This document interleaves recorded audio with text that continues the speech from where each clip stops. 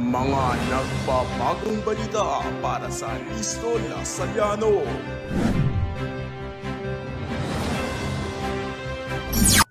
Kasindak-sindak na indak. Iyan ang ipinamalas ng mga mananayaw mula sa Animove Dance Group sa kanilang ika-8 taunang produksyon at fundraising concert na may temang Chiaroscuro, Shadows of Identity, Light of Hope. Ito ay matagumpay na isinagawa nitong ika-21 at ika-23 ng Mayo sa Teresa Yuchenko Auditorium ng Pamantasang de la Salle. Sa daloy ng musika at bawat indayog ng mga mananayaw, nabuo ang kwento ng anino ng animo. Mula sa tampok na pagtatanghal ng street, contemporary at folklore dance routines hanggang sa espesyal na partisipasyon ni Jolo Santos ng Coro Lasaliano, Pop Ensemble at Animove ID 122, masining na lang na isalaysay ang temang dala ng kanilang pagtatanghal ngayong taon. Siguro ang pinaka-challenging for me, not just as a president but also as a member, is handling the group as a whole kasi madaming members and madaming tasks to think about while also think about how to keep the concert alive.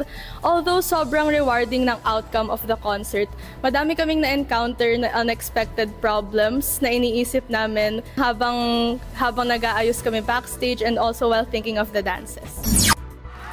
Marami sa mga manonood ang napabilib sa husay ng mga nagtanghal.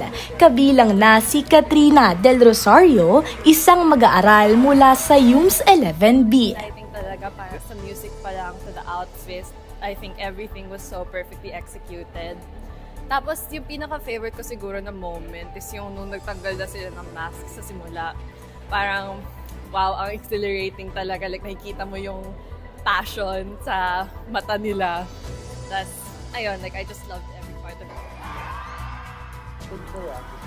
Para naman kay Zara Palileo, isa sa mga nagtanghal, worth it ang kanilang puyat at pagod upang makapaghatid ng makabuluhang pagtatanghal sa likod ng hiwagan ng maskara.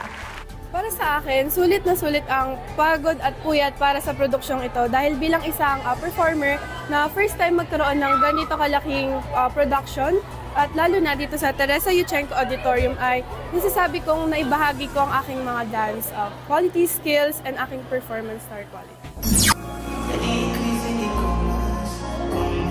Tunay na walang humpay at walang kapantay ang husay at kulay na iniwan ng Animove Dance Group sa kanilang mga manonood na patuloy nahahanga hanggang sa huling indak ng kanilang pagtatanghal.